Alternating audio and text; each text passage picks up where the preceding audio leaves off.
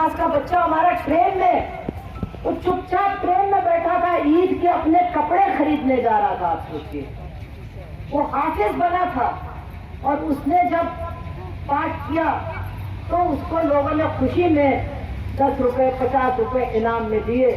और उस बच्चे ने सोचा चलो ईद है, मैं भी अपने लिए नए कपड़े खरीद के आता हूँ। वो कपड़े खरीदने निकला और उसको ट्रेन के अंदर मारा, चाकुओं से दागा, मार डाला।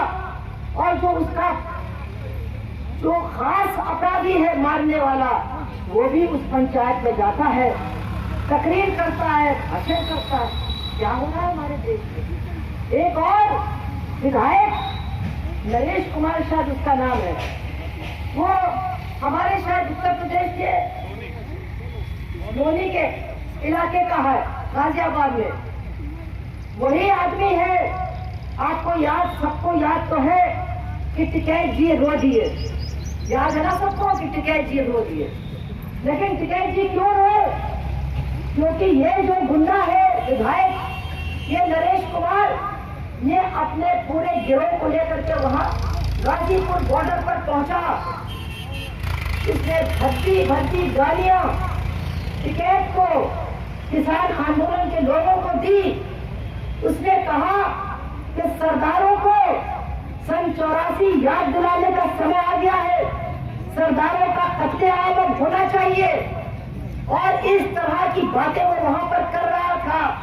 पुलिस उत्तर प्रदेश की खड़ी सुन रही थी, वो पुलिस गई थी टिकैत को गिरफ्तार करने, और ये गुंडा इस तरह की बातें कर रहा था, पुलिस सुन रही थी। और इतने भावुक हो गए टिकैत कि जब पत्रकार ने उनसे पूछा ये क्या हो रहा है, तो उनके आंसू टपक गए और उन आंसुओं ने पूरे देश में सैलाब चला दिया और किसान आंदोलन और भी ज्यादा मजबूत हुआ।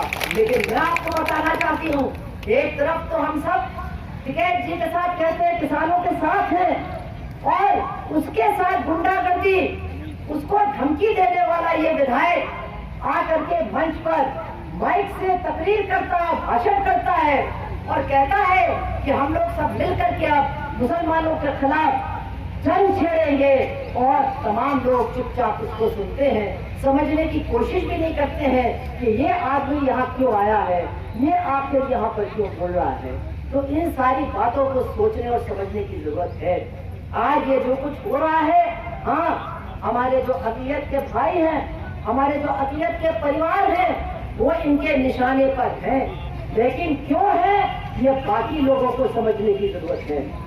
वो इसलिए निशाने पर है कि बाकी समाज भी उनके खेमे में, आरएसएस के खेमे में उनके साथ खड़ा हो जाए और अपनी लड़ाई को भूल जाए, अपनी न्याय की बात को भूल जाए, अपने अधिकारों के संघर्ष को भूल जाए।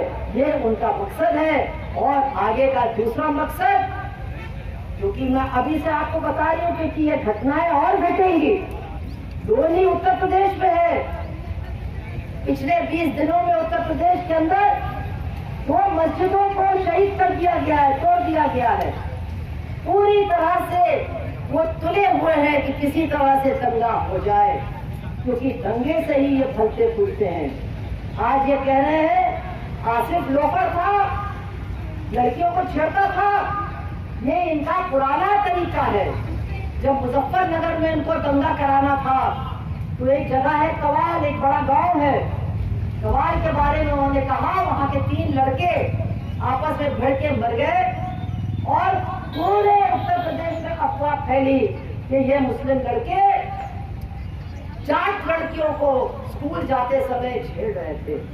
मैं उसी समय कवाल गई थी और क्योंकि मैं औरत हूं तो मैं घर के अंदर भी जा सकती हूँ। जिस घर के बारे में कहा जा रहा था कि यहाँ की लड़की को छेड़ा गया, मैं उस घर के जज साहब, मैं उस घर के अंदर गई और मैंने पूछा भाई वो लड़की कहाँ है जो छेड़ी गई, मैं भी उसको समझाना चाहती हूँ। तो वहाँ 2 अधेड़ उम्र की औरतें थी और एक करीब 19 साल की महिला थी। मैंने कहा यहाँ कोई लड़की नहीं है। तो मैंने कहा तो वो जो लड़की स्कूल जाती थी, तो वो जो 19 साल वाली थी, उसने हंस के कहा अरे यहाँ 10-12 साल के बाद लड़कियों को स्कूल जाने कौन देता है, ये लोग तो स्कूल से नाम ही कटवा देते हैं। फिर मैंने कहा तो तुम्हारे साथ छेड़ा? कहने लगे मैं कौन सा स्कूल जाती हूँ, मैं भी प्राइवेट दे रही हूँ, कोई लड़की नहीं इस घर में, कोई लड़की छेड़ी भी नहीं गई। लेकिन पूरी दुनिया में प्रचार हो गया कि लड़की को छेड़ा, और उसका नतीजा क्या हुआ? 50-60 हजार लोग 4 दिन के अंदर घर से बेघर हो गए। 12 औरतों के साथ बलात्कार हुआ और 60 लोग मारे गए। आज भी उनके घरों में आप जाकर के देखें तो आज भी रंग उनके घरों पर तारी है। लेकिन भारतीय जनता पार्टी का काम निकल गया। झूठी अफवाह के सहारे एक तरफ इतनी हिंसा की और दूसरी तरफ लोगों को अपने तरफ खींचा और चुनाव वो जीत गए। 2014 में जो ये जीते उसमें इस दंगे का बहुत बड़ा हाथ था। 2017 में ये योगी जीता, उस दंगे का बहुत बड़ा हाथ था। 2019 में योगी जीता, उसमें भी मदद हुई उस दंगे की। लेकिन किसान आंदोलन ने, इस किसान आंदोलन की एकता ने उस दंगे से जो दरारें पैदा हुई थी उनको पाटने का काम काफी हद तक किया, काफी हद तक किया।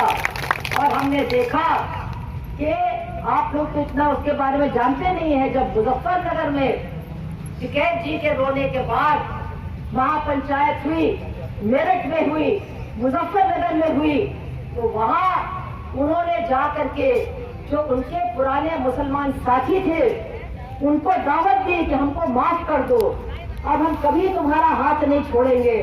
और उनको बुला करके उन्होंने मंच पर खड़ा किया, उनको गले लगाया और कहा कि ये हमारे बीच का जो झगड़ा था उसकी हमने बहुत कीमत चुकाई है। और अब मैं आपको बात बता रही हूँ क्या कीमत चुकाई। अभी गन्ने की बात हमारे भाई ने कही, तो गन्ने के दाम की लड़ाई मुजफ्फरनगर से ही शुरू होती थी। पहले चौधरी चरण सिंह लड़ते थे और फिर महेंद्र सिंह टिकैत, ये राजेश के भाई लड़ते थे। और उस लड़ाई का आधार क्या था? हिंदू और मुसलमान किसानों की एकता। वो दोनों को अपने साथ खड़ा करके कहते थे ये हमारे 2 बेटे हैं और हम लोग मिलकर के गन्ने का दाम वसूलेंगे सरकार से। लेकिन दंगे के बाद वो एकता टूट गई, वो गन्ने की लड़ाई खत्म हो गई। और आज उन्होंने बताया 20,000 करोड़ से ज्यादा गन्ने के किसानों का बकाया है जो मिल मालिक दे नहीं रहे और जो सरकार दिला नहीं रही। बहुत बड़ी कीमत। इसीलिए मैं कहती हूँ ये जो दंगा फसाद होता है इसका मकसद कुछ और होता है।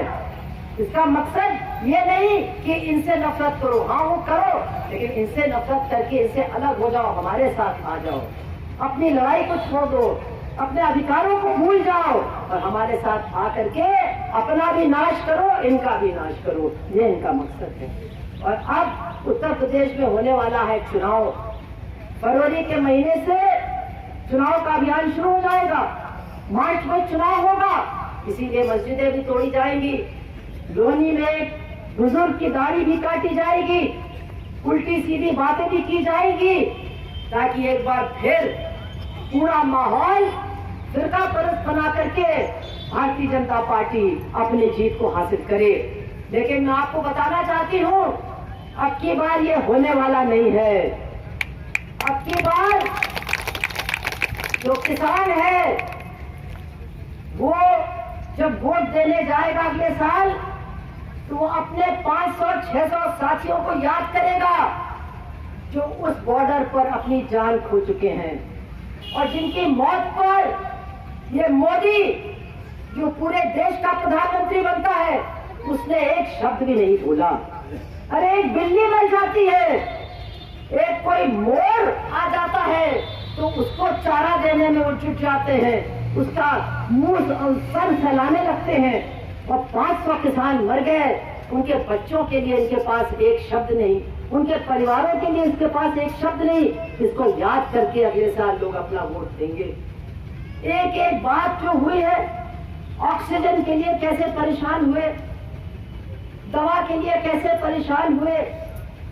आज कहते हैं मुफ्त में राशन मिल रहा है, हमारी महिलाएं यहाँ बैठी हैं, सबको मालूम है उस राशन को लेने के लिए कितने पापड़ बेलने पड़ते हैं। अंगूठा लगाओ, अंगूठा बदल गया, अंगूठा तुम्हारा नहीं है, तुम किसी दूसरे का अंगूठा लेकर के आई हो, ये लेकर के आओ, वो लेकर के आओ, तुम्हारा तो नाम कट गया, तुम्हारा तो नाम यहाँ है ही नहीं, तुम तो पता नहीं विदेश से आए हो। ये सब होता है कि नहीं होता है? कितने पापड़ बेलने पड़ते हैं, कोई हम पर एहसान कर रहे हैं या हमारा ही पैदा किया हुआ राशन है जो हमको मिल रहा है, और उसको पाने के लिए हमको जलील करते हैं, हमको परेशान करते हैं, धूप में घंटों खड़ा करते हैं। तो इसको हम याद करेंगे जब अगले साल वोट डालेंगे। यही नहीं, और भी बहुत कुछ याद करेंगे। आपने सुना होगा कि एक जगह है अयोध्या, उत्तर प्रदेश में, और वहां कहते हैं राम जी पैदा हुए थे, वो तो पता नहीं, किसी ने देखा नहीं, लेकिन वहां अब राम मंदिर बन रहा है, और राम मंदिर के लिए ये लोग चंदा उगा रहे थे। कह रहे तो लोग अपने मन से दे रहे थे। मैंने हर जगह देखा, लोग जो नहीं दे रहा था उसको गाली दे रहे थे, अगर लड़का था तो उसको मार रहे थे, अगर वो बेचारी कह रही कि मेरे पास 100 रुपए है यही ले लो, कहते थे नहीं 500 से कम नहीं लेंगे। और इस तरह से लोगों ने 3000 करोड़ रुपए तो ये बता रहे राम मंदिर के नाम पर इकट्ठा किया है। चलो, जिनकी श्रद्धा है वो दे रहे हैं, उनको खुशी है मंदिर बनेगा, लेकिन मंदिर की आड़ में ये क्या कर रहे हैं? मैं आपको ये बात बताना चाहती हूँ, इसको गांठ बांध लीजिए। कोई पाप नहीं है जिसको बीजेपी वाले करते नहीं। घूस खाना, बलात्कार करना,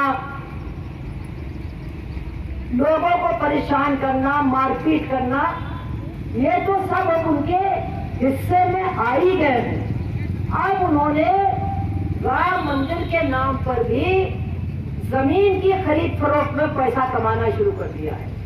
आप सोचिए, एक आदमी 5 बजे तो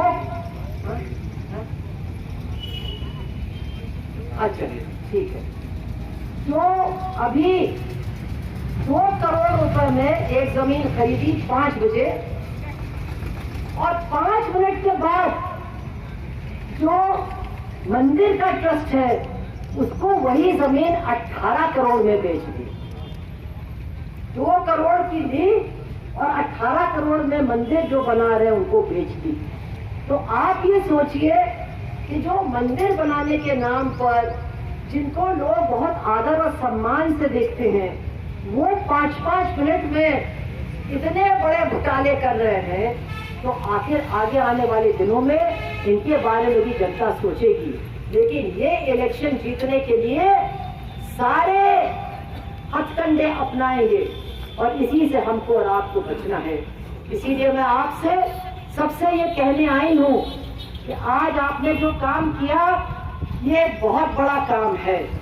हम लोग बहुत सुनते आ रहे हैं, इनकी बहुत गाली, इनकी बहुत सारी बेहूदी बातें हम लोग सुनते आ रहे हैं। गुस्सा भी आता है, कुछ मन भी करता है कि हम भी वैसे ही जवाब दें, फिर हम खून का घूंट पी के चुप बैठ जाते हैं। लेकिन आज जो आपने फैसला लिया कि उनकी भाषा में हमको जवाब नहीं देना है, लेकिन जवाब तो हमको देना है। वो बांटने की भाषा बोलते हैं तो हम जोड़ने की भाषा बोलेंगे। वो नफरत की भाषा बोलते हैं तो हम भाईचारे की भाषा बोलेंगे। वो संविधान को तोड़ने का काम करते हैं तो हम संविधान को बचाने की बात करेंगे। वो मनुवाद हमारे ऊपर लादना चाहते हैं तो हम समानता को बचाए रखने के लिए अपनी पूरी ताकत लगा देंगे। ये हमारा जवाब होना चाहिए।